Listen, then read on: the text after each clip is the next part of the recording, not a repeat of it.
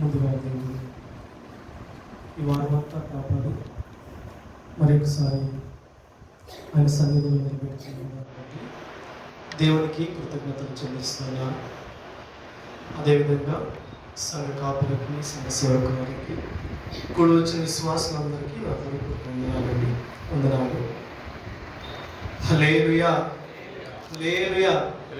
దేవుని నామాన్ని ఇంతవరకు స్తుతించడానికి, ఆరాధించడానికి, గణపరచడానికి మనమందరం రావడానికి కారణం ఏంటంటే మన మంచితనం కాదు, మన గొప్పతనం కాదు, కానీ కేవలం ఆయన కృప చేతనే మనం రక్షించబడ్డాము. ఆయన ప్రేమ చేతనే సన్నిధికి నడిపించబడ్డాము. ఇంతవరకు ఆయన ప్రేమ ఎంత విలువైనదో మనం పాడుకున్నాం, కీర్తించుకున్నాం. ఆయన ప్రేమను కలిగి మనం జీవించాలని దేవుడు ఆశ కలిగి ఉన్నాడు. అట్టి ప్రేమ మనం అందరం కలిగి అనేక బిడ్డలకు దేవుని ప్రేమ పంచును గాక. ఆమేన్. చిన్న మాటలు, చిన్న దేవుని వాక్యం చూసుకొని త్వరగా ముగించుకుందామని చదువుకుందాం. లూకాసు సువార్త 5వ అధ్యాయం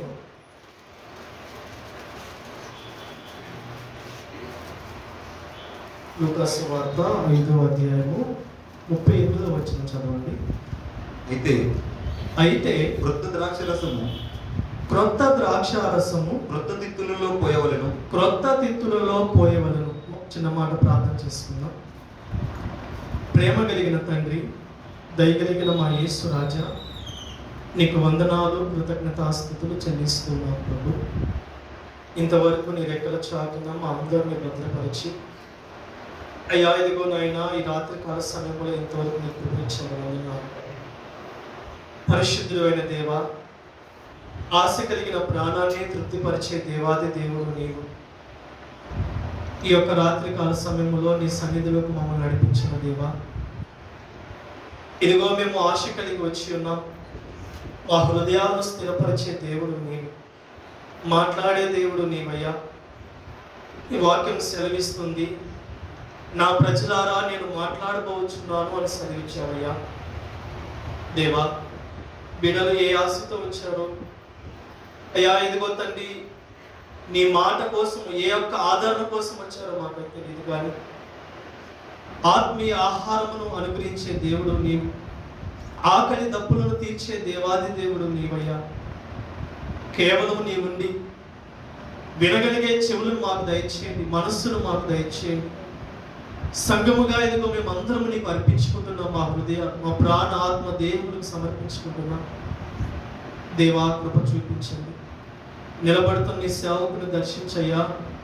ఎందుకు పనికిరాని వాడనయ్యా, మాట్లాడే కూడా నేర్పరేది కాదు ప్రభు, వట్టివాడను మట్టివాడను ప్రభువా. నీవే ఉండి నాతో, మాతో, మా అందరితో మాట్లాడను. ఆటంకపరిచి వాటిని బంధించి దేవా, నీవే అధ్యక్షత వహించి నీ ఆత్మ నడిపింపుడు మా అందరికీ దయచేయమని వేడుకుంటూ నీకే స్తుతి, మహిమ, ఘనత, ప్రభావం చెల్లించుకుంటూ యేసు నామంలో చిన్ని ప్రార్థన సమర్పిస్తున్నాను తండ్రి. ఆమేన్. హల్లెలూయా, హల్లెలూయా. చెప్తామండి, హల్లెలూయా. చిన్న మాటలు వాక్యం పంచుకుందామండి. ఒక సమయం తీసుకొని మరలా చదువుకుందాం. అయితే క్రొత్త ద్రాక్షారసము క్రొత్త తిత్తులలో పోయవలెను. గమనించండి పిల్లారా, ఆ వైపు చూడండి అందరూ. ఇక్కడ యేసుక్రీస్తు గారు స్వయాన ఒక ఉపమానం ద్వారా మాట్లాడుతున్నాడు. ఏంటి ఆ ఉపమానం అంటే, ప్రభు చెప్తాడు, అయితే క్రొత్త ద్రాక్షారసం అనేది క్రొత్త తిత్తులోనే పోయాలి అని చెప్తున్నాడు.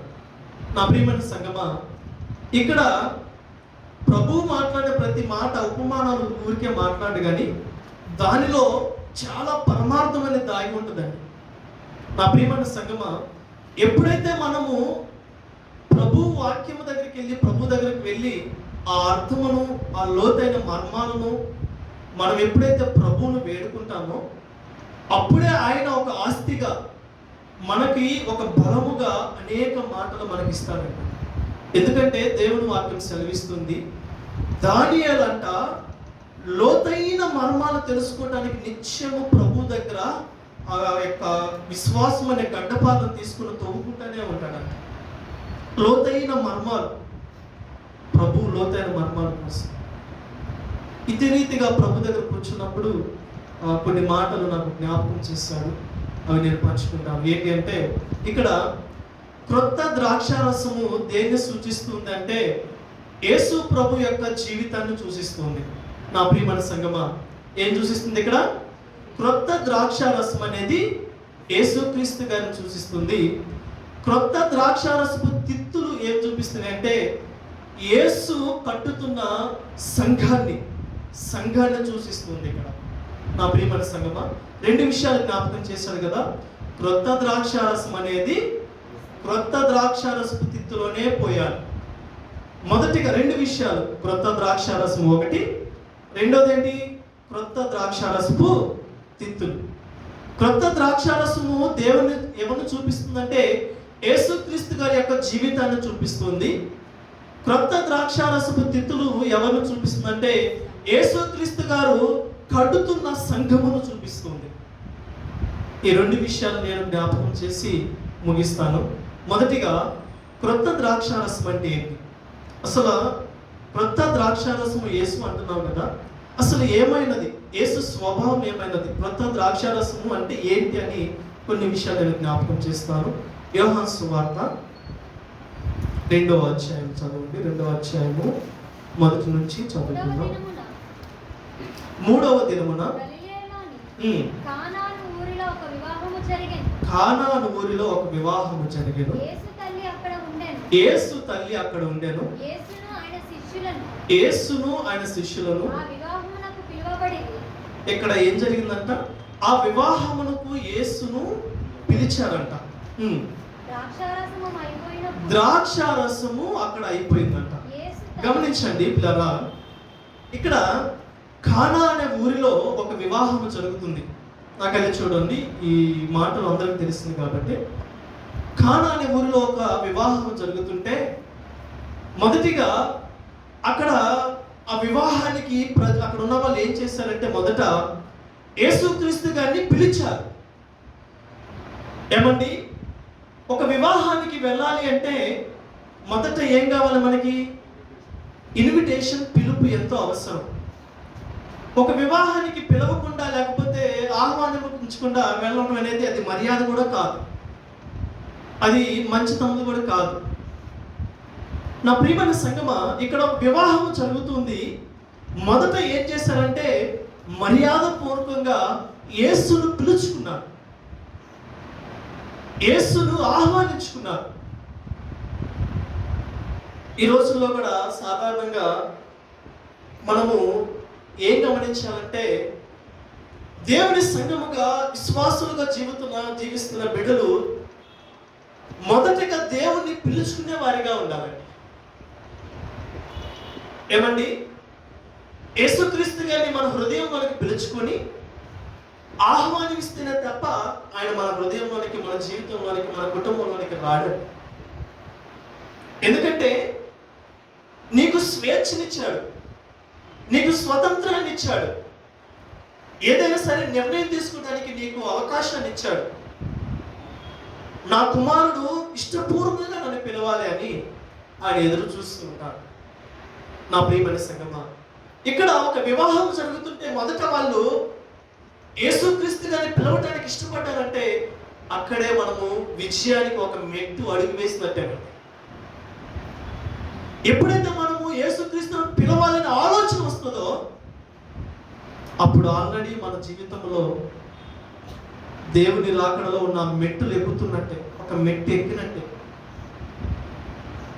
దేవుని పిలుచుకునే స్వభావం అనేది మర్చిపోతున్నాం. ప్రభు అంటే ఇష్టపడలేకుండా ఈ లోకంలో జీవిస్తున్నాం కాబట్టి పైకి చూసుకుంటూ ముందుకు వెళ్తున్నారు, కానీ హృదయానికి పిలుచుకునే వాళ్ళు తక్కువ అయిపోయారు. నేను ముందుకు వెళ్తాను. ఇక్కడ ఏం జరిగిందంట? ఆ వివాహానికి పిలువబడ్డారు. చదవండి. ద్రాక్షారసం అనేది అక్కడ అయిపోయిందంట వివాహంలో. నా ప్రియమైన సంగమా, సాధారణంగా యూదులు ఏం చేస్తారంటే, అక్కడ యూదులు అంతకుముందు వాళ్ళ యొక్క ఆచారం ప్రకారం ఒక వివాహం జరుగుతుందంటే వాళ్ళు ఏం చేస్తారంటే కొన్ని బాణలు ద్రాక్షారసము నింపి ఆ ద్రాక్షారసం బాణలు వచ్చిన వాళ్ళందరికీ ఆహ్వానముగా ఆ ద్రాక్షారసాన్ని ఇస్తూ ఉంటారు. ఇది యూదుల యొక్క ఆచారం. యూదుల యొక్క శుద్ధీకరణ ఒక ఆచారం కాబట్టి ఆ వివాహంలో కూడా అదే జరుగుతుంది. యేసుక్రీస్తు గారు ఆ వివాహానికి పిలువబడ్డాడు. అక్కడ అంతా ఏం జరిగిందంటే ద్రాక్షారసము అయిపోయినది. ఇక్కడ మనము ఒక విషయాన్ని ధ్యానించుకుంటే, ఆలోచన చేస్తే, ద్రాక్షారసము అయిపోయింది. ఆ ద్రాక్షారసాన్ని ఎవరు తయారు చేశారు? మనుష్యులు తయారు చేసింది. ఆ పెళ్లిలో ఉన్న బిడ్డలు తయారు చేసింది. కాబట్టి ఆ మనుషుల యొక్క అవసరాన్ని తీర్చలేకపోయింది. ఆ బాణలు నింపుకొని ఆ వివాహంలో ఎంతో మంది బిడ్డలు వచ్చారు. ఆ ద్రాక్షారసం అయిపోయింది. ప్రభువు ఇక ముందు చదువుకుందాం, చదవండి. యేసు తల్లి వారికి ద్రాక్షారసము లేదని ఆయనతో చెప్పగా, యేసు ఆమెతో, అమ్మా, నాతో నీకేమి పని? నా సమయం ఇంకనూ రాలేదని అన్నాను. నా ప్రియమైన సంగమా, ఇక్కడ పాత ద్రాక్షారసం అనేది అయిపోయింది. పాత ద్రాక్షారసం అయిపోయింది. ప్రభువు పిలువబడ్డాడు. అక్కడ ఎదురు చూస్తున్నాడు. దేనికోసం? సమయం కోసం. ఎప్పుడు నా సమయం వస్తుందని ప్రభు ఎదురు చూస్తున్నాడు. పాత ద్రాక్షారసము మానవులతో తయారు చేయబడింది కాబట్టి మనుషుల యొక్క అవసరాన్ని తీర్చలేకపోయింది. ఈ రోజుల్లో కూడా యేసుక్రీస్తు గారు ఈ లోకానికి తిరిగి వచ్చాడు. ఇంకా పాత పద్ధతులతోనే జీవిస్తూ ఉన్నారు. యేసుక్రీస్తు గారి యొక్క ఉద్దేశం ఏంటంటే, క్రొత్త జీవితంలోనికి యేసు వచ్చాడు కాబట్టి నన్ను అనుసరించి నడిచే బిడ్డలను తయారు చేసుకోవాలని చెప్పి ఆయన సమయం కోసం ఎదురు చూస్తున్నాడు. నన్ను పిలిచారు. ఈ ద్రాక్షారసం అయిపోయిందని చెప్పి, కష్టం వస్తే, ఇబ్బంది వస్తే నాకు ఇంకా నువ్వు చెప్తారేమో అని చెప్పి ఎదురు చూస్తున్నాడు. మానవుని యొక్క ప్రయత్నం ఎలా ఉంటుందంటే, ఈ లోకంలో మనుషులు ఎట్లా అంటే తిరుగుతూ ఉంటారు. మనుషులు ఎట్లా అంటే, మొదటగా మనుష్య స్వభావం ఎలా ఉంటుందంటే, మొదట ఏదైనా కష్టం వచ్చిందనుకో, లేదా అవసరం వచ్చిందనుకో, మన యొక్క ఆలోచన ఏంటంటే, నేను చేయగలనా లేదా, నా సొంత ఆలోచనతోటి నేను చేయగలను, నేను ఖచ్చితంగా చేయగలను చెప్పి అనేక విధాలుగా ఆలోచన చేస్తాడండి. మనిషి స్వభావం అది, మనిషి యొక్క ఆలోచన అది. నా ప్రియమైన సంగమా, సొంత ఆలోచనలతోటి బ్రతకాలని మనిషి అనేక విధాలుగా ప్రయాణం చేస్తున్నాడు.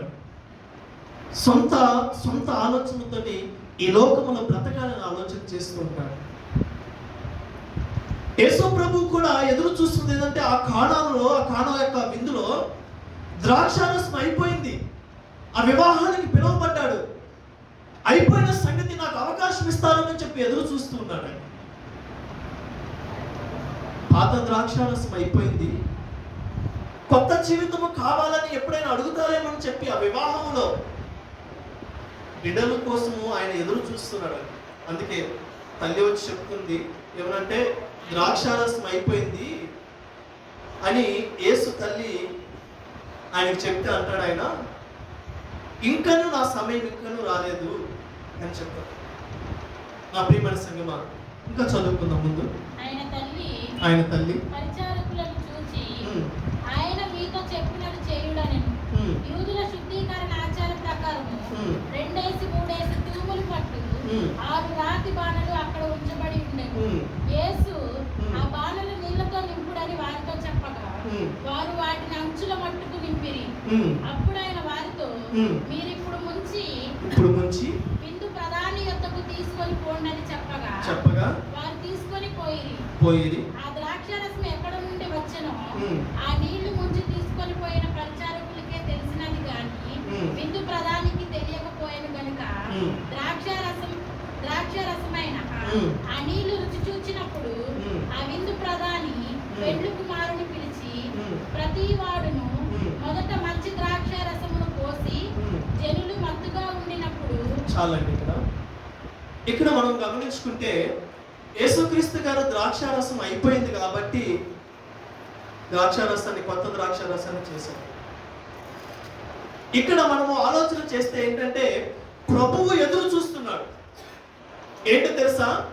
ఎప్పుడైతే మన హృదయము మీద నేను చేయగలను అని సొంత ఆలోచన, సొంత బలం ఉంటుందో చేయని వాడి సొంత ఆలోచనతో చేయని. నా బలము కోసం ఎదురు చూస్తాడేమో అని చెప్పి ఆయన ఎదురు చూస్తూ నీ కోసం, నా కోసం ఎదురు చూస్తున్నాడు. వాక్యం సెలవిస్తుంది 2 కొరింథీ 12:9 ఉంటుంది, చదవండి. యేసు ప్రభువు కానాలో ఒక అద్భుతం చేయటానికి ముందు ఏం జరిగిందంటే పాత ద్రాక్షారసం అయిపోయేంత వరకు ఎదురు చూశాడు. అందుకు నా కృప నీకు చాలును, బలహీనతలోనే నా శక్తి పరిపూర్ణం అవుతుందని ఆయన సెలవిస్తున్నాడు. చదవండి. కాగా విశేషముగా నా బలహీనత యందే బహు సంతోషముగా అతిశయపడుదును. నేను ఎప్పుడు బలహీనుడను అప్పుడే నేను బలవంతుణ్ణి అంటాడు. ఎవరిని బట్టి? ఇక్కడ యేసుక్రీస్తు గారిని బట్టి బలవంతుడు. మనిషిలో ఒక సాధారణం ఏంటంటే నేను చేయగలను, నేను అన్న ఆ పదం అనేది గర్వానికి తీసుకువెళ్తున్నాను. అంతేకాదు నేను అనే పదము దేవునికి దూరంగా కూడా తీసుకెళ్తాను. సమస్య లేదైనా సరే, ప్రయత్నం లేదైనా సరే, ఏదైనా కష్టం వచ్చినా సరే, ఏదైనా గొడవలు వచ్చినా సరే, నేను చేయగలను, ఒకరితో నాకు సంబంధం లేదు, నేను జయించగలను అని చెప్పి మనిషి పాపము గుండా వెళుతున్నాడు. వెళ్ళిపోయి నేను చేయగలను చెప్పి సొంత బలాన్ని ఉపయోగించుకొని పాపములో పడిపోతున్నారండి మనుషులు. ఈ లోకంలో పాపముతో వెంటాడుతున్నారు. ఒక గర్వ హృదయంతో పడిపోతున్నారండి, ఒక గర్వ హృదయంతో రాలిపోతున్నారండి.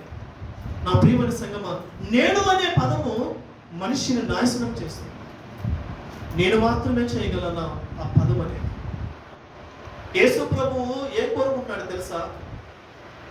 ఆ గర్వ హృదయాన్ని విరగగొట్టి స్వభావంతో, ఆ గర్వ హృదయాన్ని విరగగొట్టి నీ బలము దేనికి పనికిరాదు, నీ శక్తి దేనికి పనికిరాదు, బలవంతుడు నేను, నీకు యజమాను నేను, నా యందు నీవు ఉండాలని చెప్పి దేవుడు ఆయన యొక్క బలమేంటో నీకు రుచి చూడటానికి ఎదురు చూస్తున్నాడు. అందుకే ఆ కానాలో ఆ ద్రాక్షారసము, మనుషులు చేసుకున్న ద్రాక్షారసము అయిపోయేంత వరకు ఎదురు చూస్తున్నాడు. ఈ రోజుల్లో కూడా నీ సొంత బలాన్ని నువ్వు హృదయంలో ఏర్పాటు చేసుకున్నావా? ప్రభువుని పిలుచుకున్నావు, ప్రార్థనకు వస్తున్నావు, అన్ని చేసుకున్నావు, కానీ ప్రభువు ఇంకా ఎదురు చూస్తున్నాడండి. ఆయన నీకు సహాయం చేయాలని ఎదురు చూస్తున్నాడు. ఎందుకో తెలుసా? ఇంకను నీ మనసులో ఉన్న గర్వము, మనసులో నేను చేయగలనన్న ఉద్దేశం ఉంది కాబట్టి నీవు ప్రభు ఇచ్చే ఆశీర్వాదాలు పొందుకోలేకపోతావు. మనిషి యొక్క జ్ఞానంతో నేను బ్రతకాలని ఎదురు చూస్తున్నావు కాబట్టి ప్రభు ఇంకా నువ్వు చూస్తున్నాడు. ఆ పాత ద్రాక్షారసం ఇంకా అయిపోలేదు, మనిషిలో యొక్క పాత ద్రాక్షారసం ఇంకా అయిపోలేదు కాబట్టి ఎదురు చూస్తున్నానండి. కొత్త ద్రాక్షారసం ఇవ్వడానికి ఎదురు చూస్తున్నాడు. మనం చూసుకుందాం యోబు గ్రంథము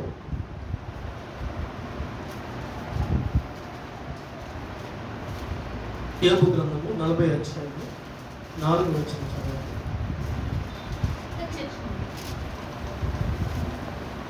40 అధ్యాయం 4 వచనం. నేను నీచుడను, నేను నీకు ఏమని ప్రత్యుత్తరం ఇచ్చెదను? నా నోటి మీద నా చేతిని ఉంచుకొందును.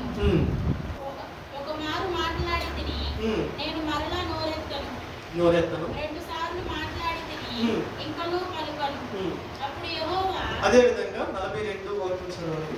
అప్పుడు యోబు యెహోవాతో ఇలాగు ప్రత్యుత్తరం ఇచ్చాను, నీవు సమస్త క్రియలను చేయగలవనియు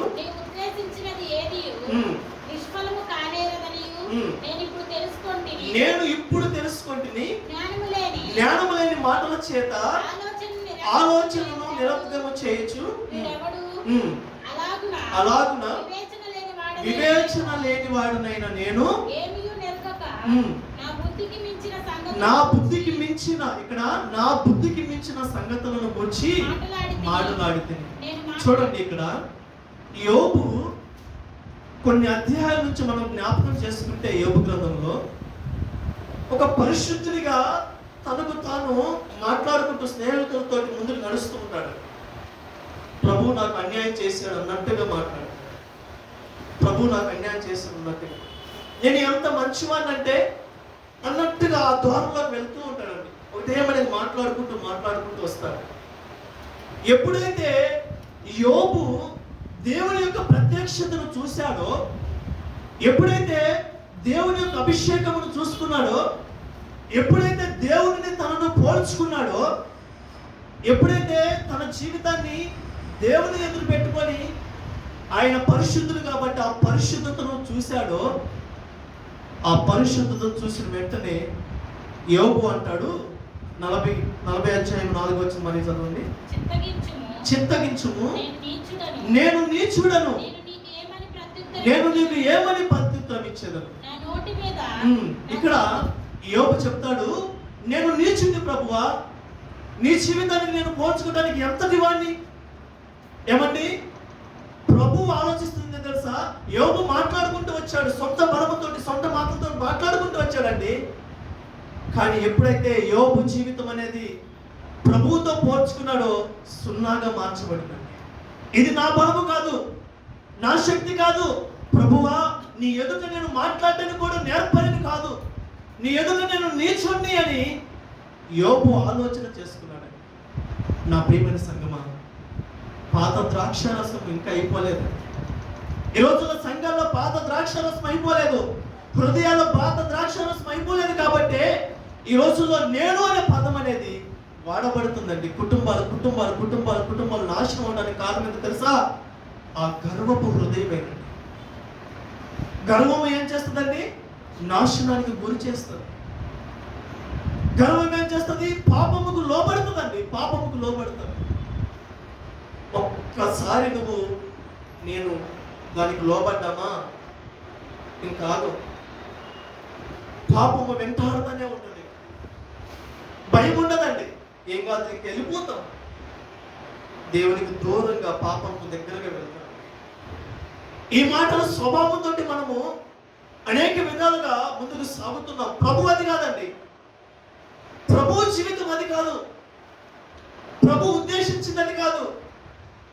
ప్రభు ఒక క్రొత్త జీవితాన్ని వాళ్ళని ఆశ కలిగి ఉన్నాడు. ఆ క్రొత్త జీవితం అనేది మన హృదయంలోకి రావాలి అంటే నీ బలమును బట్టి వస్తుందండి, నా బలమును బట్టి వస్తుందండి కాదు. ప్రభువు నేను అన్న వాడిని నేను ఎందుకు పనికిరాను, నేను సున్నా అనే స్వభావంలోకి తీసుకురావడానికి. అందుకే ప్రభు అంటున్నాడు, విరిగిన నలిగిన మనస్సునే వేరుకుంటాడు ప్రభు. నీ బలంలో కాదు, నేను ఎప్పుడు బలహీను అప్పుడే నేను బలవంతుని అంటాడు పౌలు గారు. ఎవరి బలమును చూసుకొని? దేవుని బలమును చూసుకోండి, యేసుక్రీస్తు గారి యొక్క బలమును చూసుకోనండి. అలాంటి విశ్వాసులు లేవాలని ప్రభు ఎదురు చూస్తున్నాడు. అదేవిధంగా మోషే అంటారు. మోషే జీవితాన్ని చూసుకుంటే నిర్గమకాండము 4 అధ్యాయము 11-13 చదువుతున్న మీ అందరూ తెలుసు. 40 సంవత్సరాల క్రితము మోషే అనేక విద్యల్లో ఆరితేరి అనేక విధాలుగా మనిషిగా బలంగా ఉన్నాడు. మోషే జ్ఞానముతో ఆలోచించాడు, నేను ఒక రాజు బిడ్డని, ఒక మహారాణి యొక్క బిడ్డని, నేను ఏదైనా చేయగలను, ఇశ్రాయేలు బిడ్డను నా సొంత బలముతో నేను కాపాడగలనని యోబు మనిషిగా ఆలోచించాడు. ఆలోచించి ఒక చిన్న గొడవ జరుగుతుంటే అక్కడ ఆ ఐగుప్తు యొక్క బిడ్డలను ఒకరిని చంపేసి ఇసుకలో పూడ్చిపెడతాడు. అది ఎవరి స్వభావం? మనిషి యొక్క స్వభావం అండి. మనిషి యొక్క ఆలోచన అంటే ఈ లోకము వరకు మాత్రమే తిరుగుతుంది. మనిషి ఆలోచనలు ఈ లోకంలోనే ఉంటాయి. కానీ ప్రభు అనుకుంటే అది కాదు. రాను మోషేకి ఏం చేస్తాడు తెలుసా? నేర్పించుకుంటూ వస్తాడు. ఆ గర్వము పోవడానికి, నేను చేయగలను అన్న స్వభావం తీసివేయడానికి ఏమీ లేని సున్నాగా మార్చుకుంటూ వస్తాడు. ఊరు కాని ఊరుని తీసుకెళ్తాడు, తెలియని ప్రజల మధ్యలోకి తీసుకెళ్తాడు. గొర్రెలను మేపడానికి, ఒక రాజు బిడ్డ గొర్రెలను మేపడానికి తీసుకెళ్తాడు. ఎందుకు పనికిరాని బిడ్డగా ఆ బిడ్డ మార్చబడుతూ ఉంటాడండి. అప్పుడు ప్రభు ప్రత్యక్షతమై, ఇప్పుడేదో నువ్వు ప్రభు అంటాడు. అప్పుడు మోషే అంటాడు, ప్రభువా నేను ఇశ్రాయేలు బిడ్డలను కాపాడటానికి లేకపోతే మాట్లాడటానికి కూడా నేను నేర్పరిని కాదు అంటాడు. అప్పుడు పరంగా ఊగాడు కదండి, అప్పుడు మనిషిగా ఆలోచించాడు కాబట్టి. కానీ ఇప్పుడు దేవుని స్వభావము క్రొత్త ద్రాక్షారసం అనేది మోషేలోకి ఏర్పరచబడింది. ఎవరైతే దేవుని యొక్క హృదయముతో నింపబడతారో వారి యొక్క స్వభావం మీద ఆధారపడ్డారు, వారి యొక్క బలం మీద ఆధారపడరు. అదే కొత్త ద్రాక్షారసం అనేది దేవుణ్ణి పోలి చూస్తుంది. యేసుక్రీస్తు యొక్క జీవితం అలా ఉన్నదండి. యేసు మాత్రమే పనిచేస్తాడు. ఈ రోజులో మన యొక్క స్వభావం కూడా అలానే ఉండాలి. ఈ రోజులో మన సంఘంలో, మన విశ్వాసంలో కూడా యేసు కలిగిన బలముతో ముందుకు సాగాలని ప్రభువు ఆలోచిస్తున్నాడు. నా ప్రియమైన సంఘమా, నేను త్వరగా వెళ్తాను, సమయం త్వరగా అయిపోతాను కాబట్టి ఒక ప్రశ్న ఏంటంటే, ద్రాక్షారసము మన వ్యక్తిగత జీవితంలో పాత ద్రాక్షారసం అనేది సంఘములో కానీ కుటుంబంలో కానీ పాత ద్రాక్షారసం ఎప్పుడు అయిపోతుందో ఆ పాత ద్రాక్షారసం ఏంటంటే తెలుసా? లోకపరమైన ఆలోచనలు, లోకపరమైనవి. నేను చేయగలను అన్న గర్వం అనేది ఎప్పుడైతే మన యొక్క వివాహంలో ఈ యొక్క వివాహానికి సిద్ధపడుతున్న మనము ఎప్పుడైతే లోకపరమైన యొక్క ఆలోచన గర్వం అనేది అయిపోతుందో ప్రభువు అప్పుడు మన హృదయంలోకి వస్తాడండి. అప్పుడే కొత్త జీవితాన్ని మనకి ఇస్తాడండి. అప్పుడే మన ఆలోచనలు మారిపోతాయి, అప్పుడే మన ప్రార్థన మారిపోతుంది, అప్పుడే మన జీవితం కూడా నడవడిక అనేది కూడా పరిశుద్ధంగా మార్చబడుతుందండి. ఏమండి, ప్రభువులోకి రాకముందు మనం ఎన్ని రకాలుగా ఉండేవాళ్ళం, ఎన్ని ఆలోచనలు చేసేవాళ్ళం, ఎన్ని రకాలుగా జీవించేవాళ్ళం. నా ప్రియమైన సంఘం, ఇక్కడ అందరూ బాప్తిసం తీసుకొని ప్రభువుని అంగీకరించిన వాళ్ళే, ప్రభువుని ఇష్టపడిన వాళ్ళే, ప్రభువును కోరుకున్న వాళ్ళే. ఇంకనూ ప్రభువు ఎదురు చూస్తున్నాడండి, నీలో పాత ద్రాక్షారసం అయిపోతుందేమోనండి. ఇంకనూ ప్రభువు ఆ యొక్క నీ హృదయంలో తొంగి చూస్తున్నాడండి. నీ సొంత బలం మీద ఆధారపడుతున్నావా? అయ్యో నాకు అవకాశం ఇవ్వు, నాకు అవకాశం ఇవ్వు, ఆ వివాహానికి కావాల్సింది నేను సిద్ధపరుస్తాను, నీకు కావాల్సింది సిద్ధపరుస్తానని ఆ మనుషులు చేసుకున్న మనుషుల యొక్క అవసరాన్ని తీర్చలేదు. నీ అవసరాన్ని నేను తీరుస్తానని ప్రభువు ఎదురు చూస్తున్నాడు. నా ప్రియమైన సంగమా, నీలో నాలో సొంత బలం, నీలో నాలో మన ఆలోచన పనిచేయకూడదు, దేవుని ఆత్మ మాత్రమే పనిచేసేవారు. అప్పుడే ప్రభు మనలో ఉంటుంది, అప్పుడే మన జీవితం అనేది కొత్తగా మార్చబడుతుందండి, అప్పుడే మన జీవితం అనేది వెలిగించబడుతుంది, అప్పుడే మన జీవితం అనేది అనేక బిడ్డలకు సాక్షిగా నిలబడుతుందండి. యేసు జీవితం వెలుగైంది, యేసు జీవితం ఈ లోకానికి సాక్షిగా నిలబడింది. యేసు జీవితం చూసుకుంటే ఈ లోకంలో పరిశుద్ధమైన వాళ్ళు ఎవరు లేరండి. చూసుకోండి, ఈ ప్రపంచం, ఈ దేశం, ఈ లోకం అంతటా ఒక వైపు పెట్టి యేసును ఒక వైపు పెడితే మన స్వభావం బయటపడదు, మన జీవితము బయటపడదు. ఆయన పరిశుద్ధుడు, పరిశుద్ధుడు, పరిశుద్ధుడు, పరిశుద్ధుడు నిత్యము వేలాది కోట్ల దూతలతో స్తుతించబడుతుంది. ఎందుకో తెలుసా? ఆయన పరిశుద్ధుడు కాబట్టి, ఏ మచ్చ డాగు లేని పరిశుద్ధుడు కాబట్టి అండి ఆయన. అందుకే ఆయన అంటాడు, నేను పరిశుద్ధుని కాబట్టి మీరు కూడా పరిశుద్ధులుగా ఉండాలని ఆశ. ఎలా వస్తుంది? ఎలా వస్తుందండి? లోకంలో ఉన్న మన యొక్క ఆలోచన ఎలా వస్తుంది? ఏమండి, అందుకనే ప్రభు ఆశ కలిగి, దేవుడు ఆశ కలుగుతుంది తెలుసా? అటువంటి స్థితిలోకి మార్చబడాలి, సున్నా స్థితిలోకి. ఈ లోకంలో అయ్యా ఇదిగో నేను ఏమీ చేయలేని సున్నా స్థితిలోకి, నేను యోగ్యుడును కాను ప్రార్థిస్తాను. ఏమని? నేను నాకు అర్హత లేదు ప్రభు, యోగ్యుడను కాదు, నీ కృప చేత నేను రక్షించబడ్డాను. నీ యొక్క ఇదిగో ఆకాశానికి భూమికి మధ్యలో వేలాడుతూ నీవు కార్చిన అమూల్యమైన రక్తమును బట్టే నేను రక్షించబడ్డాను. అలాంటి స్వభావంతో బిడ్డలు నింపబడాలని ప్రభు ఆశ కలిగి. అలాంటి స్వభావంలో ఉన్న వాళ్ళందరూ కొత్త ద్రాక్షారసంతో యేసుతో నింపబడుతున్నారు. నేను రెండోదిగా 5 నిమిషాలు ముగిస్తాను. రెండోదిగా చూసుకుందాం, అదే చదువుకుందాం. లూకాసు వార్త 5:32.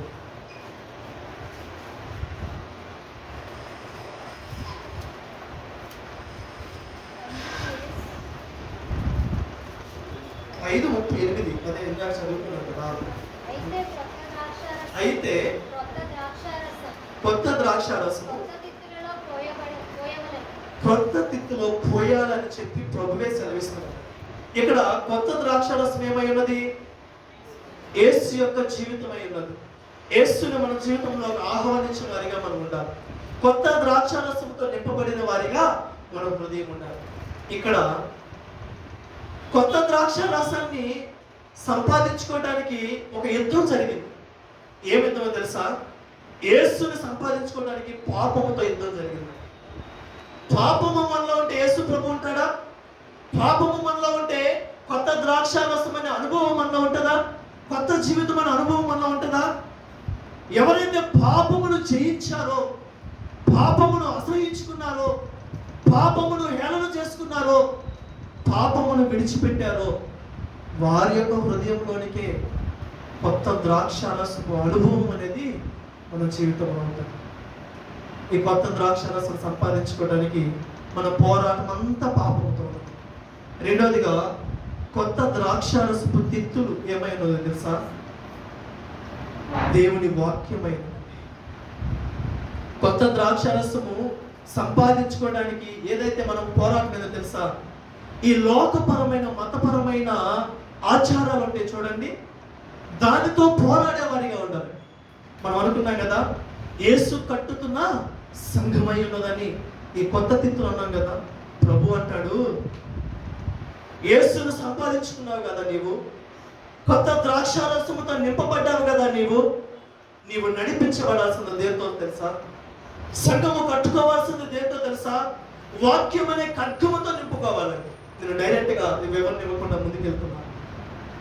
వాక్యముతోటి నింపుకునే వారిగా ఉండాలి. ప్రభు సెలవిస్తున్నాడు, నీవు కొత్త ద్రాక్షారసమును క్రొత్త తిత్తులోనే పోయాలి. ఏమండి, ఈ లోకముల సంఘము ఈ దేనితో నడిపించబడుతుంది? ఆచారాలతో, లోకమైన ఆచారాలతోటి. అది చేయకూడదు, ఇది చేయకూడదు అని చెప్పి లోకములో ఉన్న వాటి నిమిత్తమే నడిపించబడుతుందండి. సంఘము వాక్యముతో నింపబడకుండా, సంఘము వాక్యముతో కట్టబడకుండా దేనితో నింపబడుతుందండి? లోకపరమైన మతపరమైన వాటితో నింపబడుతుంది. నా ప్రియమైన సంఘమా, అటు రీతిగా మనం ఉండకూడదు. నా ప్రభు సెలవిస్తున్నాడు. మార్కు సువార్త 7 నుంచి 7వ అధ్యాయము 1 నుంచి 13 వచనాలు చదువు. యెరూషలేము నుండి వచ్చిన పరిసయ్యులను శాస్త్రులలో కొందరును ఆయన యొద్దకు కూడి వచ్చి ఆయన శిష్యులలో కొందరు అపవిత్రమైన చేతులతో అనగా ఇది మీరు కొంచెం జ్ఞాపకం చేసుకోండి. మీరు ఒక్కసారి ఆలోచన చేయండి. మళ్ళీ చదవమ్మా. యెరూషలేము నుండి వచ్చిన పరిసయ్యులను శాస్త్రులలో కొందరును ఆయన యొద్దకు కూడి వచ్చి ఆయన శిష్యులలో కొందరు అపవిత్రమైన చేతులతో అనగా కడగని చేతులతో భోజనము చేయుట చూచిరి. పరిసయ్యులను యూదులందరూ పెద్దల పారంపర్యాచారమును బట్టి చేతులు కడుగుకుంటేనే గాని భోజనము చేయరు. మరియు వారు సంత నుండి వచ్చినప్పుడు నీళ్లు చల్లుకుంటేనే గాని. ఇక్కడ 7వ అధ్యాయము 1 నుంచి 13 వచనాలు ఇంటికి చదువుకోండి.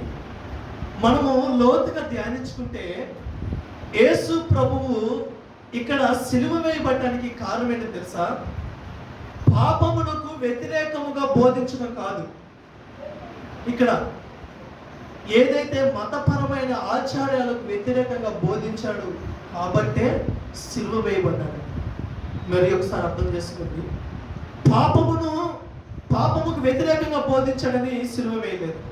ఏదైతే ఆ వేషధారణ ఆ సంఘములో నడిపించబడుతుందో, ఏదైతే ఆచారం నడిపించబడుతుందో, ఆ సంఘమును ఒక వ్యాపార తొట్టిగా మార్చబడిందో, వ్యాపారం ఆగిపోతుంది అని చెప్పి, యేసుక్రీస్తు మందిరాన్ని శుద్ధి చేసుకోవాలని చెప్పి, మందిరంలో వ్యాపారాలు ఉండకూడదు, మందిరంలో దోషం ఉండకూడదు, వేషధారణ జీవితం ఉండకూడదని చెప్పి, అది వాక్యానికి వ్యతిరేకమైనదని చెప్పి ప్రభువు బోధిస్తుంటే వారికి నష్టము కలుగుతుందని చెప్పి ఆ యొక్క పరిసయ్యులు వాళ్ళందరూ యేసు మీద సిలువ వేయటానికి పగబడ్డారు.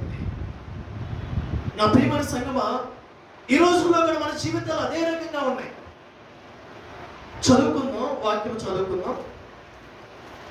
37వ వచనం చదువుమా. లూకా సువార్త 5:37.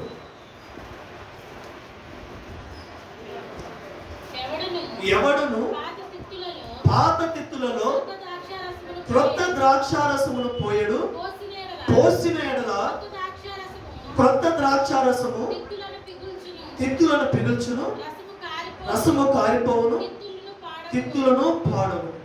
ఏమండి, ఇక్కడ మోషే ద్వారా ఇచ్చిన ఆ యొక్క ఆజ్ఞలను బట్టి, ఆ యొక్క జీవ గ్రంథమును బట్టి ఏదైతే మనకి ఇచ్చాడో వాటిలో మతపరమైన అన్నీ కలిపేశారండి ఈరోజు. ప్రభు అందుకే కొత్తగా వచ్చి, ప్రభు అందుకే పరలోకమును విడిచిపెట్టి వచ్చి కొత్త ద్రాక్షారసము వలె కొత్త నిబంధన మనకు అనుగ్రహించాడు.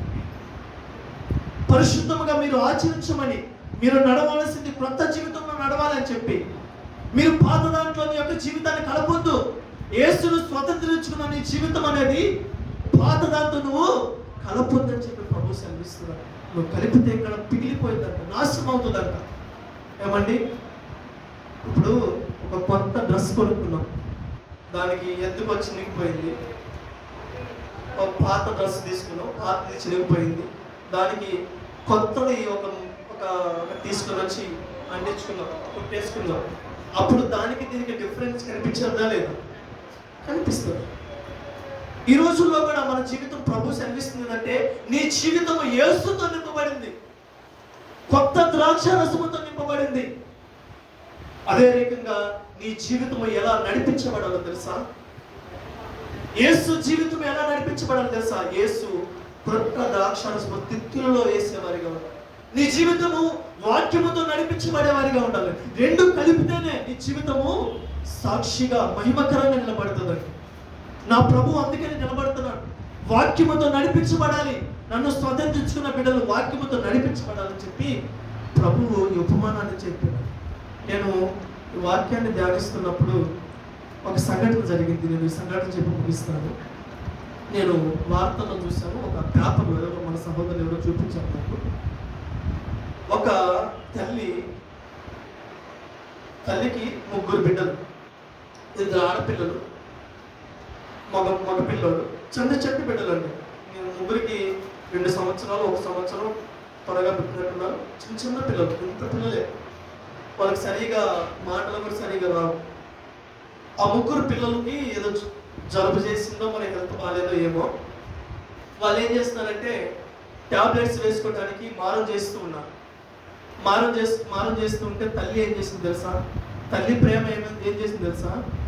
ఆ నైటు ఏం చేసిందంటే ఆ యొక్క జలుబు టానిక్లు ఉంటాయి కదా, ఆ టానిక్లు తీసుకొని వీళ్ళు టాబ్లెట్లు వేసుకోవట్లేదు, ఒట్టి టానిక్ తాగట్లేదు అని చెప్పి ఆ తల్లి ఆ టానిక్ని తీసుకొచ్చి పాలల్లో కలిపింది. పాలల్లో కలిపి, ఇది నిజంగా జరిగే సంఘటన, పేపర్లో కూడా వచ్చింది.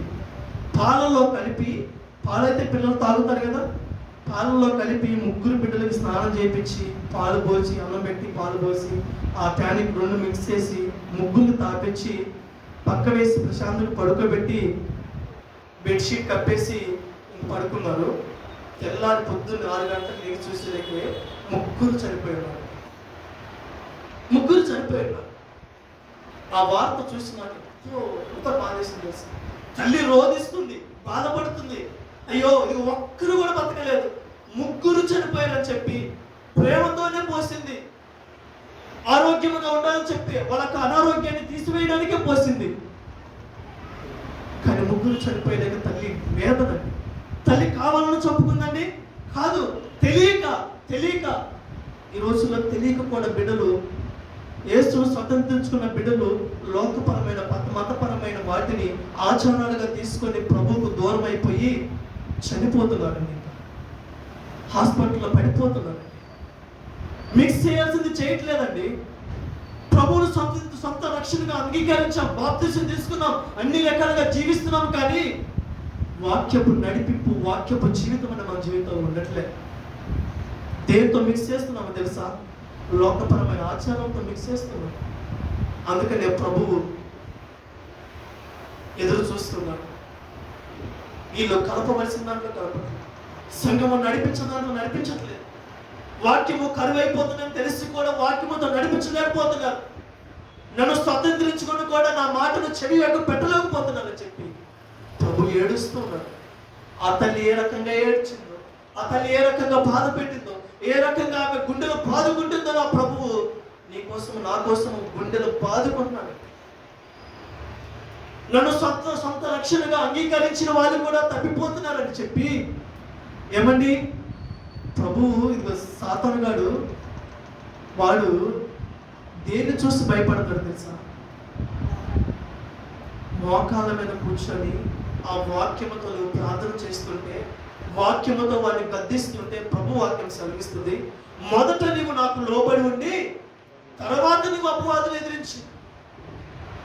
అపవాదుని ఎదిరించాలంటే మొదట ఎవరు కావాలండి? దేవునికి లోబడే జీవితం కావాలి. లోబడే తత్వం నీకుందా? దేవుడి మాటకు విధేయత కలిగి జీవించే బిడ్డలుగా నువ్వు నడుస్తున్నావా? ప్రార్థనకు వస్తే సరికాదు, రక్షణ పొందుకుంటే సరికాదు, నీ నడిపింపు వాక్యముతో నింపబడాలండి. అందుకే కొత్త ద్రాక్ష రసము కొత్త తిత్తులోనే పోయాలి. పాత తిత్తులో పోస్తే పిల్లల వలె పిగిలించిపోతారు, బలైపోతారు, నరకంలో పడిపోతారండి. నా ప్రియమైన సంగమా, నేను ముగిస్తాను.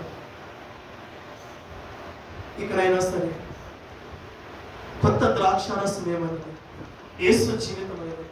యేసు జీవితాన్ని సంపాదించుకోవాలంటే పాపముతో మనము పోరాడి సొంత ఆలోచనలు కాదు, అది ఏదైనా సరే, ఏ కష్టమైనా సరే, ఏ బాధ అయినా సరే, ఏదైనా సరే, జాబ్ అయినా సరే, ఉద్యోగం అయినా సరే, కుటుంబ సమస్య అయినా సరే, ఏదైనా సరే సొంత ఆలోచనతో నువ్వు వెళ్తున్నావంటే నువ్వు ఖచ్చితంగా నష్టపోతావు. సొంత ఆలోచనతో నువ్వు రాసుకున్నావంటే ఖచ్చితంగా నష్టపోతావు. ఈ రోజుల్లో ఆర్థికంగా ఎంతో మందికి డబ్బులు ఇచ్చి మనం మోసపోతాం సొంత ఆలోచనతో. అనేక రకాలుగా మనము సొంత ఆలోచన నిర్ణయాలు తీసుకొని అనేక బిడ్డలు పోగొట్టుకున్న వారు ఉంటారు. సొంత ఆలోచనలతో బిడ్డలు కూడా అనేక బిడ్డలను నాశనం చేసుకున్న కుటుంబాలు ఉన్నాయండి. సొంత ఆలోచన దేవుని బిడ్డలు సొంత ఆలోచన కాదు, దేవుని ఆలోచనతో నడిపించబడాలి.